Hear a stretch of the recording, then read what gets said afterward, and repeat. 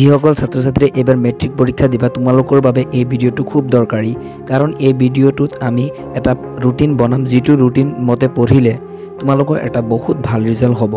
তাৰ আগতে যদি এবাৰ মেট্ৰিক পৰীক্ষা দিবা তেনেহলে মোৰ চেনেলটো সাবস্ক্ৰাইব কৰি দিয়া কাৰণ মেট্ৰিক পৰীক্ষাৰ লগত জড়িত ভিডিঅ'বোৰ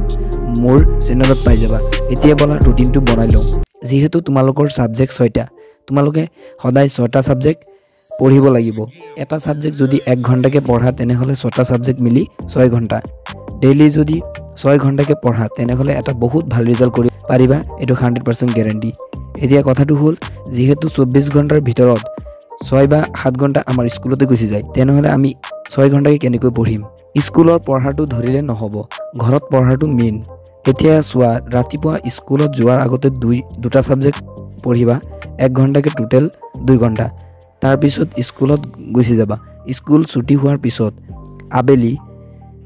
এটা সাবজেক্ট পঢ়িবা 1 ঘন্টা এতিয়া সোৱা ৰাতিপুৱা 2 ঘন্টা আৰু আবেলি 1 ঘন্টা টোটাল হল 3 ঘন্টা আমি এটা টাৰ্গেট লৈছো যে সদায় 6 ঘন্টাকে পঢ়িম তাৰ ভিতৰত অলৰেডি আমি 3 ঘন্টা পঢ়িলো আৰু বাকি ৰাতি 3 ঘন্টা পঢ়িবা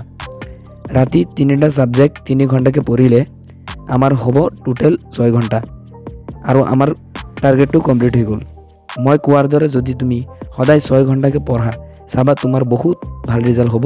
আৰু এটা কথা যদি এবাৰ মেট্ৰিক দিবা তেনেহলে মোৰ চেনেলটো সাবস্ক্ৰাইব কৰি দিয়া থ্যাঙ্কস ফৰ ওয়াচিং